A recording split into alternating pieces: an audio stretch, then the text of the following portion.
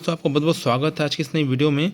हम यहाँ पे लोकमान्य बाल गंगाधर तिलक का जीवन परिचय देख रहे थे, जिसमें पहला पार्ट कवर अप किया जा चुका है, जिसमें आप इसी चैनल के प्लेलिस्ट में जाकर आप देख सकते हैं। ये आज हम देखेंगे इसका सेकंड पार्ट, है ना।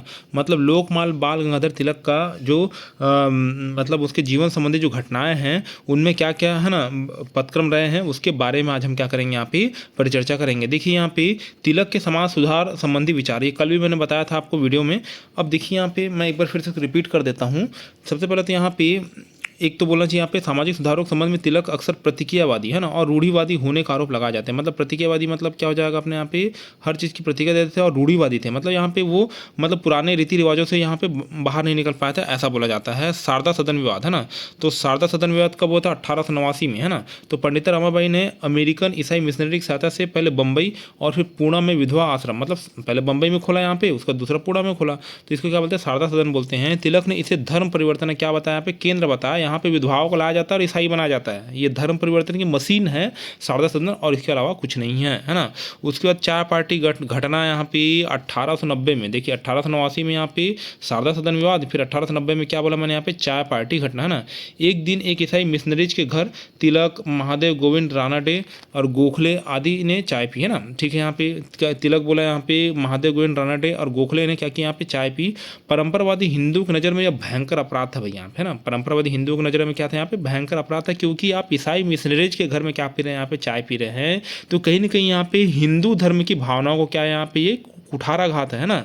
तो बाद में तिलक ने यहाँ पे क्या किया, यहाँ पे अपने चाय पीने को अपनी गलती माना, है ना, और प्रायश्चित रूप में क्या मांगी, यहाँ पे माफ़ी मांगी। और उसके बाद मैंने बोला था यहाँ पे सम्मति आयु अधिनियम कल बताया था मैंने, ये आया था 1891 में। तो यहाँ पे क्या बोला जाता है, जब कलकत्ता में विधान परिषद ने बाल विवाह की रोकथाम के लिए एज ऑफ कॉन्सेंट एक्ट बनाया था यहाँ पे, ना, मतलब यहाँ पे बाल विवाह नहीं होना चाहिए, और इन्होंने क्या किया था, यहाँ पे कलकत्ता विधानसभा ने अंग्रेजों का साथ दिया था। अब यहाँ पे तिलक जी आ गए और क्या बोलते हैं, आप यहाँ पे बाल विवाह के लिए, है ना, उम्र डिसाइड करके आप क्या कर रहे हो, अंग्रेजों का सहयोग कर रहे हो, है ना। बाल विवाह जो हो रहा है होने दो, है ना, कोई दिक्कत वाली बात नहीं, बोलते हैं बाल विवाह हो रहा है होने दो, है ना, आप अंग्रेजों की सहायता मत करो, है ना। ये, है ना, मतलब आप क्या कर रहे हो, यहाँ पे सम्मति आयु अधिनियम बनाकर अंग्रेजों की आप सहायता कर रहे हो, हमको अंग्रेजों की किसी भी तरह से हेल्प नहीं करनी है, ये ऐसा लोकमान्य बाल गंगाधर तिलक बोलते हैं। मतलब कहीं ना कहीं उनके विचार क्या थे, यहाँ पे गलत थे। ठीक है, यहाँ पे तिलक ने विधवा विवाह का भी पक्ष नहीं लिया। यहाँ पे तिलक ने धूर विरोधी वेलेंटाइन्स रोल ने उन पर रूढ़िवादिता का आरोप लगाया था ना। वेलेंटाइन्स रोल वही है जिसके केस में 1918 में वो कहाँ गए थे, इंग्लैंड गए थे। हाँ, अब देखिए तिलक रूढ़िवादी नहीं थे, पर समाज सुधारों के संबंध में उनके अपने तर्क थे, है ना। मतलब रूढ़िवादी नहीं थे भाई, ऐसा नहीं कि रूढ़िवादी थे, समाज सुधारों के संबंध में उनके अपने तर्क थे। क्या तर्क थे भाई, देखते हैं यहाँ पे। तिलक मतलब समाज सुधारों की तुलना में राजनीतिक स्वतंत्रता को ज़्यादा महत्वपूर्ण मानते थे। मतलब समाज सुधार होते रहेगा भाई, पहले स्वतंत्रता तो ले लो, समाज सुधार होते रहेगा, ये रोज दिन का प्रक्रम है यहाँ पे, पर पहले क्या कर लो, यहाँ पे स्वतंत्रता ले लो। यहाँ पे स्वतंत्रता ज़्यादा जरूरी है, न कि समाज सुधार जरूरी है। जहाँ अन्य तात्कालिक, है ना, सुधारवादी समाज सुधार को राजनीति की प्रगति से पूर्व शर्त मानते थे। मतलब यहाँ पे जो तत्कालिक सुधारवादी क्या बोलते थे, यहाँ पे समाज सुधार को राजनीतिक प्रगति की पूर्व समय, अगर आपको राजनीतिक प्रगति लाना है तो सबसे पहले क्या करना पड़ेगा, समाज में सुधार करना पड़ेगा, आपको विधवा विवाह कराना पड़ेगा, बाल विवाह क्या करना पड़ेगा, यहाँ पे रोकना पड़ेगा, और वर्ण व्यवस्था, जाति व्यवस्था और भेदभाव है उसके आलम से निकलोगे, तभी आप राजनीतिक प्रगति के पथ पे आगे बढ़ सकते हो। यह मतलब यहाँ पे कौन बोलते थे, तत्कालिक सुधारवादी बोलते थे ना, है ना। वही तिलक चाहते थे कि संपूर्ण शक्ति देश की राजनीतिक स्वतंत्रता में झुक जाए, समाज सुधार बाद में हो जाएंगे। वो समाज सुधार बाद का काम है, पहले राजनीतिक स्वतंत्रता देखो, पहले स्वतंत्रता मिल जाए, है ना। तिलक ने आयरलैंड और बर्मा के उदाहरण से यह साबित किया कि उन दोनों देशों में समाज स्वतंत्र और प्रगतिशील है, फिर भी राजनीतिक रूप से परतंत्र, है ना। मतलब समाज यहाँ पे स्वतंत्र और प्रगतिशील है, पर राजनीतिक रूप से क्या परतंत्र है, मतलब किसी दूसरे के अधीन है। अतः सामाजिक सुधार राजनीतिक स्वायत्ता व विकास पूर्व शर्त नहीं है। पहले आप क्या ले लो, स्वतंत्रता ले लो, उसके बाद फिर आप समाज सुधार करते रहना। जहां अन्य समाज सुधारक यहाँ पे ब्रिटिश सरकार और नौकरशाही से हिंदू धर्म में सुधार के लिए कानून बनाने की अपेक्षा रखते थे, वहीं तिलक का दृष्टिकोण यह था कि इस याचना प्रवृत्ति से हिंदुओं की असक्षमता उजागर होती है ना। मतलब यहाँ पे आप याचना प्रवृत्ति, मतलब हर समय यहाँ पे भीख मांगने की जो प्रवृत्ति यहाँ पे अंग्रेजों के सामने यहाँ पे याचना करना, ये याचनक प्रवृत्ति क्या बोलते हैं, यहाँ पे ये अक्षमता को उजागर करती है। आप याचना मत करो, है ना। तथा गरिमा और आत्म, इससे क्या होता है, यहाँ पे अगर आप भीख मांगते हैं या फिर याचना करते हैं अंग्रेजों के सामने, तो इससे गरिमा और आत्म आत्मविश्वास भी क्या होता है यहाँ पे, आत्मस्वाभिमान भी क्या होता है, कम होता है। साथ ही समाज की नैतिक और बौद्धिक नींव क्या होती है यहाँ पे, कमजोर होती है। तीसरा तर्क यह था कि समाज सुधार कार्य समय समय तथा जनमत निर्माण से ही संभव, मतलब धीरे धीरे होने वाली प्रक्रिया है भाई। समाज सुधार ऐसा नहीं कि आज आप खड़े हुए और समाज सुधार हो जाएगा, ऐसा नहीं है। ये समय के साथ यहाँ पे और जनमत निर्माण से होने वाली प्रक्रिया है। इसे नौकरशाही के डंडे के बल पर थोपना गलत है, मतलब आप नौकरशाही का डंडा लगा के इसको थोप दिए तो ये कहीं ना कहीं गलत है। ठीक है।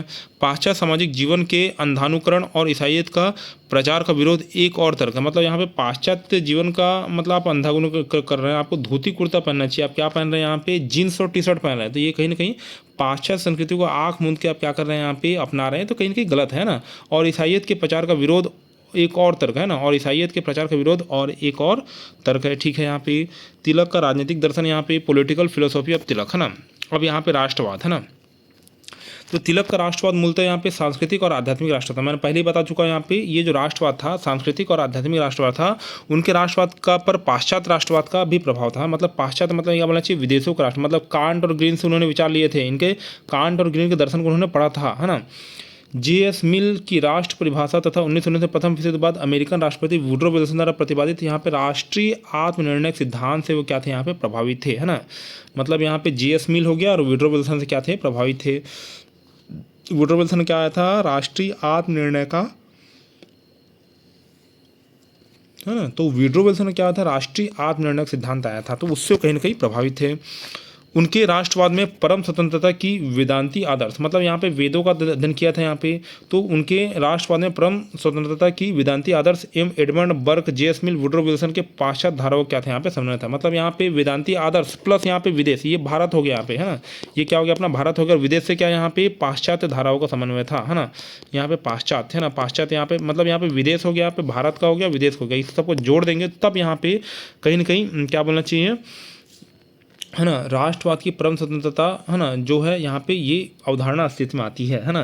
तिलक ने पाश्चात्य विचारों की भांति राष्ट्रवाद को एक मनोवैज्ञानिक धारणा बताया। ये क्या है, एक मनोवैज्ञानिक धारणा है, अर्थात राष्ट्रवाद मूलतः एक राजनीतिक, आर्थिक, मनोवैज्ञानिक भाव है ना, एक राजनीतिक भाव है, आर्थिक भाव है और मनोवैज्ञानिक भाव है। जबकि अरविंद घोष राष्ट्रवाद को एक ज्वलंत धार्मिक मनोभाव मानते हैं ना। अरविंद घोष क्या बोलते हैं, राष्ट्रवाद को एक ज्वलंत धार्मिक मनोभाव मानते हैं तथा मनुष्य की ईश्वरी ध्वनि मानते हैं, है ना। ठीक है भाई, यहाँ पे तिलक के राष्ट्रवाद के 4 प्रमुख तत्व थे। अब आप राष्ट्रवाद कैसे ला सकते हैं, पहले स्वदेशी लाओ यहाँ पे, है ना, और यहाँ पे विदेशी वस्तुओं का बहिष्कार करो, राष्ट्रीय शिक्षा लाओ, है ना। राष्ट्रीय शिक्षा के लिए दोनों तिलक ने बहुत काम किया है। और निष्क्रिय प्रतिरोध, ये निष्क्रिय प्रतिरोध किसका है, तिलक का है, तिलक का है। निष्क्रिय प्रतिरोध किसका है, तिलक का है। जबकि सक्रिय प्रतिरोध किसका है, यहाँ पे गांधी जी का है। राष्ट्रवाद तथा पुनरुत्थानवाद, है ना, तो तिलक यहाँ पे राष्ट्रवाद और पुनरुत्थानवाद को साथ में लेकर चलते थे। तिलक का राष्ट्रवाद कुछ अंशों में पुनरुत्थानवादी था। उनका विचार था कि प्राचीन संस्कृति के कल्याणकारी और जीवनदायी परंपराओं का पुनः स्थापना हो सके। मतलब हमारी संस्कृति इतनी यहाँ पे बोलना चाहिए, यहाँ पे कल्याणकारी और जीवनदायी है कि हमें पाश्चात्य संस्कृति को अपनाने की जरूरत नहीं है। यह अपने आप में क्या बोलना चाहिए, यहाँ पे पुनः स्थापना में सहायक है या आवश्यक है। तिलक के अनुसार यहाँ पे सच्ची राष्ट्रवादी पुरानी नींव पर ही निर्माण करना चाहता था ना। मतलब यहाँ पे पुरानी राष्ट्रवादी, है ना, नींव, है ना, मतलब यहाँ पे सच्चा राष्ट्रवाद कैसे यहाँ पे होगा, यहाँ पे पुरानी नींव पर ही निर्माण करना चाहता था।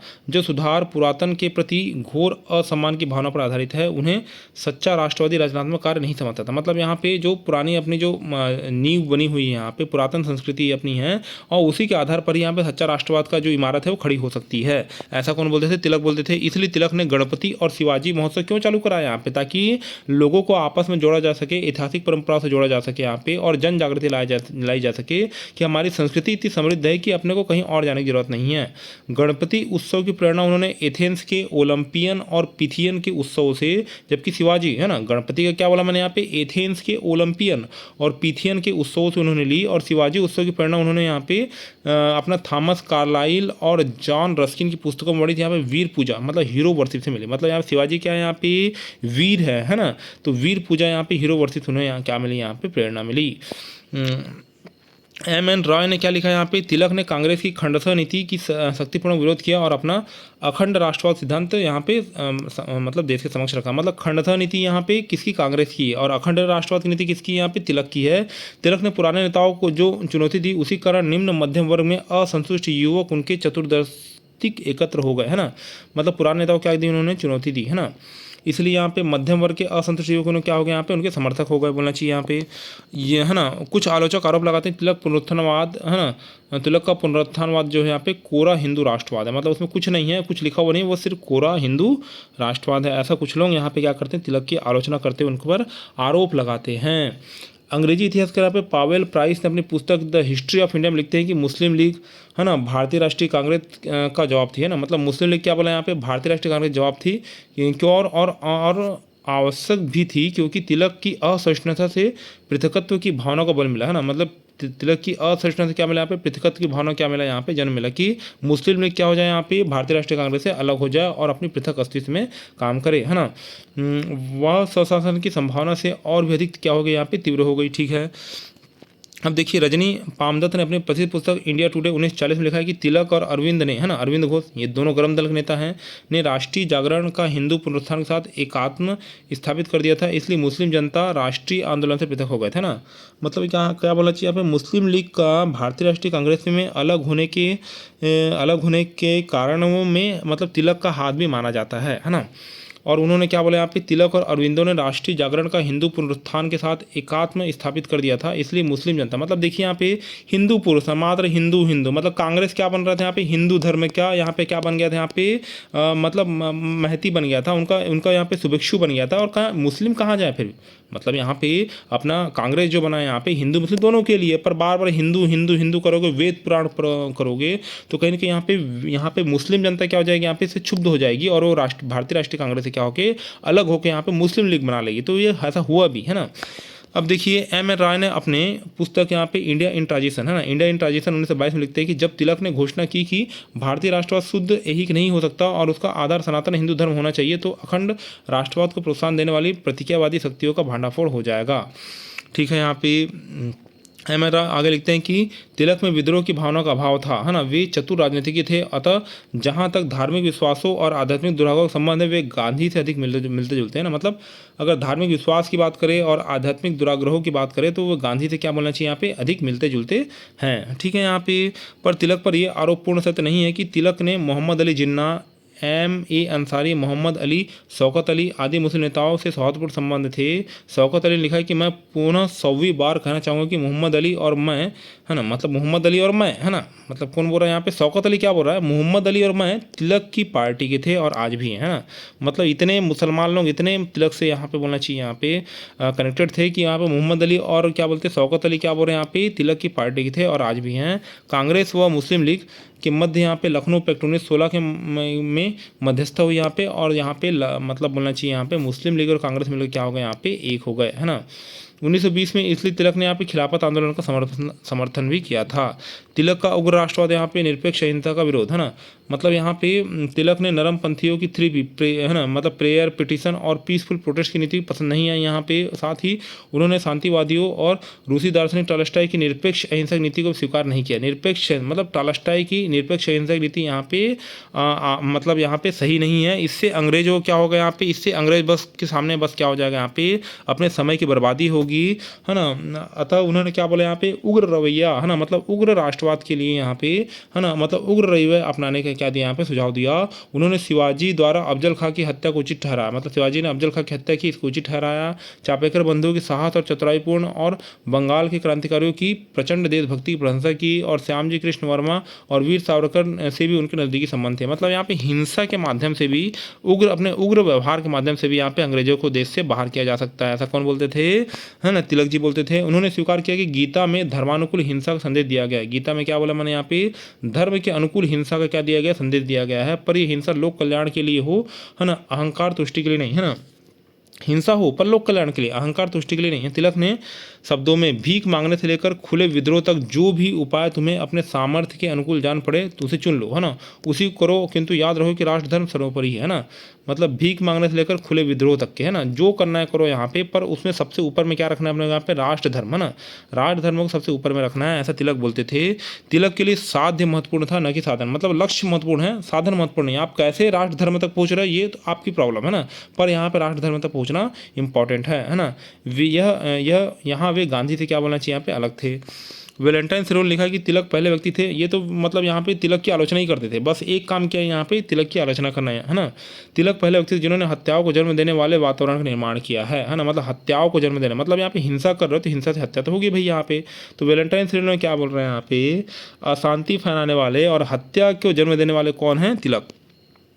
1908 में तिलक को दंड देने वाले ज्यूरी के सदस्य ब्रेसन ने कहा है कि तिलक के लेख विद्रोह का प्रच्छन्न धमकी से भरे हैं। मतलब यहाँ पे तिलक के जो लेख लिखते हैं यहाँ पे केसरी मराठा, वो क्या करते हैं, विद्रोह को और बढ़ाते हैं, है ना। उनके उपदेश का सारांश यहाँ पे स्वराज और बम, है ना। यदि स्वराज नहीं मिला तो बम फोड़ो, इस टाइप से। मतलब यहाँ पे उकसाने का काम करते हैं उनके लेख। तो ये ऐसा 1908 में उनको तिलक को दंड देने वाले ज्यूरी ने ऐसा कहा था, है ना। पर ब्रिटिश पत्रकार कूटनीतिज्ञ सिरोल तथा ज्यूरी सदस्य ब्रेसन के आरोप में सत्यता का अंश नहीं है।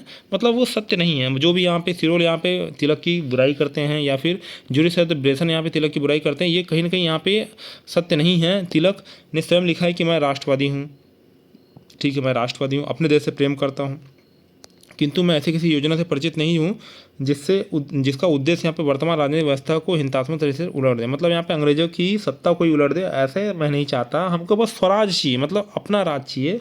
आप ऊपर में बैठे रहो, हम यहाँ पे ब्रिटेन की महारानी के अधीन काम करने के लिए तैयार हैं, किंतु हमें खुद का शासन चाहिए। हम खुद अपने निर्णय लेना चाहते हैं, हम अंग्रेजों पर डिपेंडेंट नहीं रहना चाहते। ऐसा कौन बोलते हैं यहाँ पे, तिलक बोलते हैं। अब देखिए निष्कर्षतः तिलक न तो यूटोपियाई काल्पनिक ढंग से आदर्शवादी थे, है ना, और न ही मैकियावेली, हॉब्स और बिस्मार्क की भांति यथार्थवादी थे। मतलब आदर्शवादी भी नहीं थे और यथार्थवादी भी नहीं थे, है ना।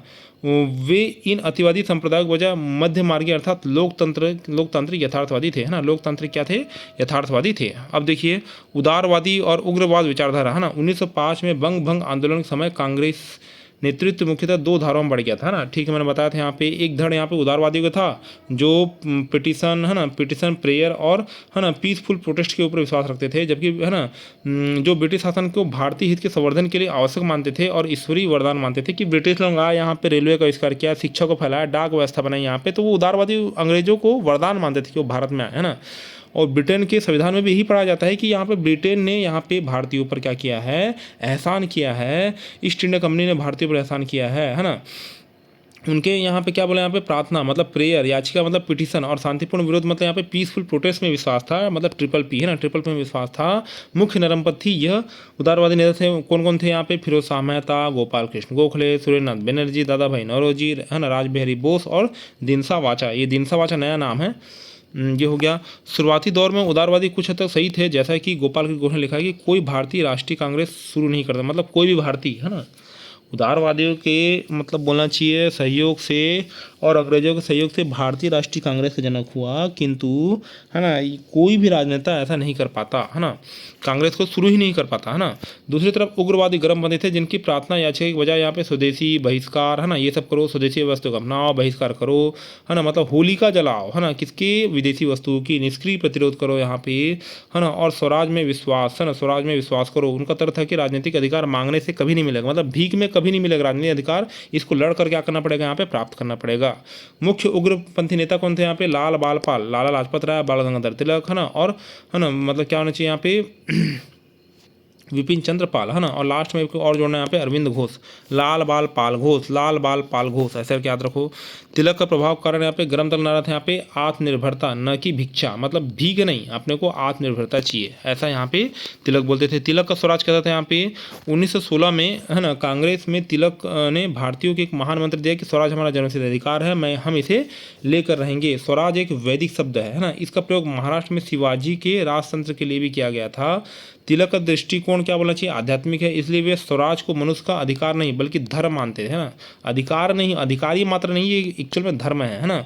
तिलक के मान्यतानुसार स्वराज क्या है, यहाँ पे राष्ट्रीय धर्म है। तिलक का स्वराज यहाँ पे राजनीतिक, नैतिक और आध्यात्मिक, मतलब यहाँ पे तिलक का स्वराज कैसा है, यहाँ पे राजनीतिक, नैतिक, आध्यात्मिक तीनों प्रकार का है, मतलब इसमें आध्यात्मिक ज़्यादा बोलना चाहिए। राजनीतिक दृष्टि से स्वराज का अर्थ है यहाँ पे राष्ट्रीय स्वशासन, यहाँ पे नैतिक दृष्टि से आत्मनिर्ग्रह, स्वधर्म, तथा आध्यात्मिक दृष्टि से आंतरिक स्वतंत्रता एवं धनजन्य आनंद की प्राप्ति। 1916 में यहाँ पे पूर्व स्वराज से तिलक का आशय था कि देश के लिए पूर्ण संप्रभुता और स्वाधीनता जिसमें ब्रिटिश क्राउन के लिए कोई स्थान नहीं है ना। मतलब यहाँ पे 1916 के पूर्व क्या बोलते थे यहाँ पे, स्वराज मतलब यहाँ पे पूरी की पूरी संप्रभुता और स्वतंत्रता, इस मतलब ब्रिटिश क्राउन के हम झंडे तले नहीं काम करेंगे। लेकिन 1916 के तत्कालीन परिषद के अनुसार इन्हें होम रूल रूप दे दिया गया, मतलब होम रूल दे दिया गया। होम रूल आंदोलन के दौरान मई 1916 में तिलक ने कहा कि स्वराज की अभिप्राय केवल यह है कि हम भारत के आंतरिक मामलों का संचालन और प्रबंधन भारतवासी खाते में हो, हम ब्रिटेन के राजा के अधीन यहाँ पे देखिए 1916 के पहले क्या बोले यहाँ पे, हम ब्रिटेन के राजा या महारानी के अधीन काम नहीं करेंगे। फिर 1916 के बाद क्या बोलते हैं, हमको बस अपने राजा का शासन दे दो, हम यहाँ पे ब्रिटेन के झंडे तले या फिर ब्रिटिश राजा यहाँ पे या महारानी के अंडर काम करने के लिए हम राजी हैं। ऐसा मतलब पलटी मार दी 1916 के बाद। अब देखिए संक्षेप में, ब्रिटिश साम्राज्य के अंतर्गत स्वराज, इसे ही औपनिवेशिक स्वराज कहा जाता है। सर आइजक बट ने होम रूल को इजाद किया था ना। होम रूल आंदोलन आयरलैंड से संबंधित है। तिलक का आयरलैंड के राजनीतिक आंदोलन और कार्यविधि पर प्रभाव पड़ा है ना। मतलब आयरलैंड, मतलब यहाँ पे आयरलैंड से क्या बोलना चाहिए, यहाँ पे होम रूल आंदोलन कहाँ से लिया गया, आयरलैंड से लिया गया है ना। और यहाँ पे आयरलैंड की राजनीतिक आंदोलन और कार्यविधि से तिलक का होम रूल आंदोलन प्रभावित था। तिलक को लोकतांत्रिक स्वराज का प्रतिपादक कहा जाता है, क्योंकि स्वराज में अंतिम सत्ता जनता के हाथ में होती है। इसलिए उन्होंने कहा कि भारतीय रियासतों में भारतीय शासक होते हुए भी वह स्वराज नहीं है ना। मतलब यहाँ पे भले ही भारतीय शासक काम कर रहे हैं भारतीय रियासतों में, पर उनको स्वराज अभी तक नहीं मिला है ना। मूल सत्ता किसके हाथ में, अंग्रेजों के हाथ में है, ब्रिटिशर्स के पास में है। तिलक को अन्य गर्मपंथियों ने बंग भंग आंदोलन 1905 के बाद लगभग 4 वर्ष तक स्वराज का जो आंदोलन चला है ना, तिलक को व अन्य गर्मपंथियों ने बंग भंग आंदोलन 1905 के बाद 4 वर्ष तक स्वराज का जो आंदोलन चला, उसके 4 प्रमुख आधार स्तंभ थे, है ना। मतलब क्या बोलना चाहिए, स्वदेशी, मतलब क्या बोलना चाहिए यहाँ पे, स्वदेशी वस्तुओं का अपना, है ना। बहिष्कार व निष्क्रिय प्रतिरोध, मतलब क्या हो जाएगा, दूसरा क्या बोल रहा है, बहिष्कार के तहत ब्रिटिश प्रशासन राजस्व न्यायिक तंत्र को बहिष्कार व असहयोग के माध्यम से पंगु बनाया गया, है ना। यह एक दबाव का नीति, मतलब दबाव डालना अंग्रेजों के ऊपर, ताकि ब्रिटिश शासन में स्वराज मांगा जा सके। इसके तहत सरकारी कार्यालयों, न्यायालयों, शिक्षण संस्थाओं का बायकॉट करना था, है ना। कर और मालगुजारी नहीं देनी थी, निष्क्रिय प्रतिरोध है ना, कर और मालगुजारी मत दो, है ना। यह बहिष्कार का स्वरूप बाद में गांधी जी ने असहयोग आंदोलन का आधार बना। बहिष्कार को निष्क्रिय प्रतिरोध भी कहा जाता है, पेशिव रेजिस्टेंस भी कहा जाता है। यह सरकार की दमनकारी नीतियों व काले कानूनों का सक्रिय नहीं बल्कि निष्क्रिय विरोध, है ना। मतलब सरकार की दमनकारी नीतियों और काले कानूनों का सक्रिय नहीं बल्कि निष्क्रिय विरोध है। मतलब यहाँ पे आप विदेश, मतलब यहाँ पे उनके जो कर मत दो, है ना। और क्या बोलना चाहिए यहाँ पे, मतलब है ना, उनको कर मत दो, सरकारी कार्यालयों, शिक्षण संस्थानों का बायकॉट करो, मतलब निष्क्रिय रूप से आप क्या कर रहे हो, यहाँ पे अंग्रेजों का विरोध कर रहे हो। अरविंद घोष ने इस साधन को रक्षात्मक प्रतिरोध भी कहा है। अरविंद घोष क्या बोलते हैं, इनको रक्षात्मक प्रतिरोध कहा है, जबकि गांधी जी की सत्याग्रह किसके ऊपर आश्रित है, यहाँ पे, है ना, सक्रिय प्रतिरोध के ऊपर आश्रित है ना। तो अरविंद देखिए, अब यहाँ पे क्या चीज़ समझ में आ रही है अपने को, यहाँ पे निष्क्रिय प्रतिरोध किसका, यहाँ पे तिलक का है ना। सक्रिय प्रतिरोध किसका, यहाँ पे गांधी का है ना, गांधी का है। और वैसे ही यहाँ पे अरविंद घोष क्या हो जाएगा, यहाँ पे रक्षात्मक प्रतिरोध, है ना। तो 3 अपने को याद हो गया, ठीक है। अब यहाँ पे तिलक का संवादी या प्रत्युत्ववादी सहयोग नीति, है ना। तो यह तिलक का एक व्यवहारिक नीति है ना। 1919 में जब भारतीय शासन अधिनियम के तहत भारतीयों को कुछ अधिकार दिए गए थे, तो उस समय तिलक से पूछा गया था कि अब आप ब्रिटिश राज का कितना सहयोग करेंगे, है ना। तो उन्होंने 2 शब्द में उत्तर दिया कि रिस्पॉन्सिव कोऑपरेशन, है ना, जिसका तात्पर्य यह है कि जितना सहयोग अंग्रेज शासक हमारी राजनीतिक मांगों को पूरा करने में करेंगे, हम उतना ही उसी अनुपात में अंग्रेजों का सहयोग करेंगे, है ना। तो वही बोलते हैं यहाँ पे Tilak's policy of responsive cooperation, मतलब अंग्रेज जितना सहयोग करेंगे हम उतना ही उनको सहयोग करेंगे, ऐसे टाइप से ये नीति है। राष्ट्रीय शिक्षा मतलब क्या जाएगा यहाँ पे, अंग्रेजी शिक्षा भारतीय राजनीतिक और मानसिक गुलामी तथा आत्महीनता की ओर धकेल रही है। मतलब यहाँ पे अंग्रेजी शिक्षा यहाँ पे कहीं ना कहीं भारतीयों के हित में नहीं है। अतः राष्ट्रीय शिक्षा कार्यक्रम तथा देशभक्ति, भारतीय संस्कृति, राष्ट्रीय चरित्र निर्माण तथा स्वदेश प्रेम के आदर्श वाली शिक्षा देनी थी। इसके तहत औद्योगिक और प्रौद्योगिकी शिक्षा में भारतीय संस्कृति, धर्मशास्त्र के मूल्य, मतलब यहाँ पे तिलक क्या बोलना चाह रहे हैं कि अंग्रेजी शिक्षा यहाँ पे, पाश्चात्य शिक्षा कहने की यहाँ पे हिंदुओं के या भारतीयों के हित में नहीं है ना। हमारी यहाँ पे भारतीय संस्कृति यहाँ पे और धर्मशास्त्र, है ना, हमारे भारतीय संस्कृति धर्मशास्त्र के मूल्य यहाँ पे और राष्ट्रभाषा इतनी गौरवशाली है और राष्ट्र भावनाओं से ओतप्रोत है कि हमको यहाँ पे कहीं ना कहीं अंग्रेजी शिक्षा की जरूरत नहीं है। हम वेद पढ़ सकते हैं, हम पुराण पढ़ सकते हैं, हम रामायण महाभारत पढ़ सकते हैं। तो ये हमारे पूरे जो सार बोलना चाहिए, हमारे धर्म का सार इनमें छुपा हुआ है। हमको विदेशों से यहाँ पे पाश्चात्य शिक्षा को लेने की कोई आवश्यकता नहीं है। संवैधानिक मांगों और साधनों के प्रति अविश्वास, यहाँ पे उदारवादी और नरमपंथी कांग्रेसियों के विरुद्ध तिलक का अभिमत था कि संवैधानिक आंदोलनों व साधनों का प्रयोग एक स्वतंत्र उत्तरदायित्व लोकतांत्रिक शासन व्यवस्था में ही संभव है ना। मतलब यहाँ पे अगर आपको मतलब संवैधानिक मतलब यहाँ पे मांगों का आपको प्रयोग करना है तो यह लोकतांत्रिक शासन व्यवस्था में संभव है। ब्रिटेन के लिए उचित हो सकता है पर भारत के लिए नहीं, है ना। भारत न तो स्वतंत्र है और न ही लोकतांत्रिक है, तो भारत में दंड विधान ही संविधान है। मतलब यहाँ पे दंड विधान ही क्या बोलना चाहिए, यहाँ पे संविधान है। तिलक के अनुसार यहाँ पे राजनीति में परोपकार जैसी कोई चीज़ नहीं है ना। मतलब यहाँ तिलक क्या बोलते हैं, राजनीति में परोपकार जैसी कोई चीज़ नहीं है। इसे इतिहास में इस बात का कोई उदाहरण नहीं है कि एक राष्ट्र ने दूसरे राष्ट्र की स्वेच्छा सत्ता सौंप दी। मतलब यहाँ पे परोपकार कोई नहीं करता भाई, इतना कोई दूध का धुला नहीं कि परोपकार करे। मतलब ऐसे ही यहाँ पे ब्रिटेन भारत पर कभी परोपकार नहीं करेगा ना। ऐसा नहीं कि मतलब यहाँ ले को यहाँ पे एक थाली में परोस के यहाँ पे सब चीज़ दे दी गई है ना, क्योंकि ब्रिटेन ने भी भारत सत्ता को बड़े मुश्किल से मतलब यहाँ पे हथियाया था। और फूट डालो शासन करो की नीति यहाँ पे है ना, और क्या बोलना चाहिए यहाँ पे वेले जले की नीतियाँ यहाँ पे कहीं ना कहीं यहाँ पे भारत को है ना अपने कब्जे में लेने के लिए भी अंग्रेजों को पापड़ बेलने पड़े थे, है ना। तो वो इतनी आसानी से तो भारत को सत्ता सौंप नहीं सकता था, है ना। निरंकुश और अलोकतांत्रिक ब्रिटिश नौकरशाही से भीख मांगकर राजनीतिक सुधारों अथवा स्वशासन प्राप्त नहीं किया जाता। मतलब भीख मांग रहे हैं यहाँ पे उदारवादी, ऐसा इससे कहीं ना कहीं यहाँ पे अपने को स्वशासन प्राप्त नहीं हो सकता, है ना। तिलक ने 1905 से 1908 तक यहाँ पे उग्र और दबाव कर राजनीतिक तहत 5 सूत्रीय कार्यक्रम का यहाँ पे अवलंबन किया कि यहाँ पे स्वराज अपनाओ, स्वदेशी अपनाओ, बहिष्कार करो, विदेशी वस्तु को बहिष्कार करो, निष्क्रिय प्रतिरोध और राष्ट्रीय शिक्षा के ऊपर क्या दो यहाँ पे बल दो। अब देखिए यहाँ पे पेरिस शांति सम्मेलन की स्मृति पत्र 1919, यहाँ पे इस स्मृति पत्र में तिलक ने मांग की थी कि भारत को ब्रिटेन में है ना मतलब यहाँ पे ब्रिटेन के स्वशासी उपनिवेशों की तरह यहाँ पे लीग ऑफ नेशन में प्रतिनिधित्व दिया जाए ताकि भारत में आत्मनिर्णय सिद्धांत लागू हो सके। मतलब भारत के लोग ही यहाँ पे अपने भारत निर्णय कैसे ले यहाँ पे आत्म रूप से ले, मतलब यहाँ पे स्वयं से ले, यहाँ पे उसमें किसी अंग्रेजों की दखल अंदाजी ना हो, है ना। लोकतांत्रिक स्वराज दल यहाँ पे 1919 में मांटेगी चेम्सफोर्ड अधिनियम के बाद विधानमंडलों में चुनाव होने थे, अतः तिलक ने चुनाव में भागीदारी के लिए यहाँ पे लोकतांत्रिक स्वराज दल का गठन किया, है ना। लोकतांत्रिक स्वराज दल का गठन किया क्योंकि अगर हम यहाँ पे अगर सत्ता में भागीदारी कर लेंगे तो हमको यहाँ पे क्या मिल जाएगी, मतलब बोलना चाहिए यहाँ पे, है ना, क्या मिल जाएगा अपने को यहाँ पे, मैंने क्या बोला, स्वराज मिल जाएगा, स्वराज मिल जाएगा यहाँ पे इस, है ना। मतलब लोकतांत्रिक स्वराज दल का गठन किया, मैंने बोला यहाँ पे 20 अप्रैल 1920, मतलब 20/04/2020 है ना, 2020 को इस दल की घोषणा पत्र जारी किया गया। इस घोषणा पत्र में कुछ विद्वान मतलब जो भी घोषणा पत्र जारी किया गया था, इस घोषणा पत्र को कुछ विद्वान क्या बोलते हैं, तिलक का वसीयतनामा बोलते हैं, क्योंकि स्वराज दल का गठन किसने किया था, यहाँ पे तिलक ने किया था। देखिए यहाँ पे तिलक विशेष है ना, मतलब तिलक ने कभी भी अध्यक्ष, कांग्रेस अध्यक्ष नहीं रहे, इसलिए उनको बेताज बादशाह बोलते हैं, मतलब उनके सर में ताज ही नहीं था, है ना। अब देखिए 1901 में नेपाली राजा के साथ विद्रोह की योजना बनाई थी, ठीक है। 1895 से 1997 2 बार मुंबई विधानसभा के सदस्य निर्वाचित हुए। 95 और 97 में तिलक ने कहा कि एशिया तथा संसार की शांति के लिए यह नितांत आवश्यक है कि भारतवर्ष को आत्म शासन प्रदान करने से पूर्व स्वतंत्रता गढ़ बना दिया जाए, है ना। मतलब यहाँ पे भारतवर्ष को आत्म सम्मान प्रदान करने से पूर्व यहाँ पे स्वतंत्रता का गढ़ बना दिया जाए, है ना। मतलब पहले स्वतंत्रता उसके बाद आत्म शासन, पहले स्वतंत्रता उसके बाद आत्मशासन, ऐसा तिलक बोलते थे।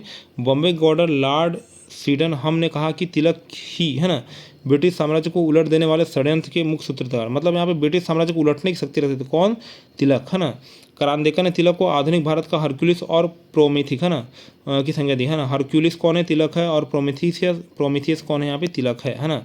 तिलक के राजनीतिक विचार भारत की धार्मिक ग्रंथ कौटिल्य के अर्थशास्त्र, यहाँ पे शुक्राचार्य की शुक्र नीति बोलना चाहिए यहाँ पे, और कामंदक नीति सागर से प्रभावित था, है ना। मतलब यहाँ पे उन्होंने अपनी पुरातन संस्कृति, पुराने धार्मिक ग्रंथ को क्या किया यहाँ पे वर्तमान में लाने की कोशिश करी है, इसलिए तिलक को क्या बोलते हैं यहाँ पे, है ना, प्राचीन भारतीय संस्कृति का प्रोधा भी बोला जाता है ना।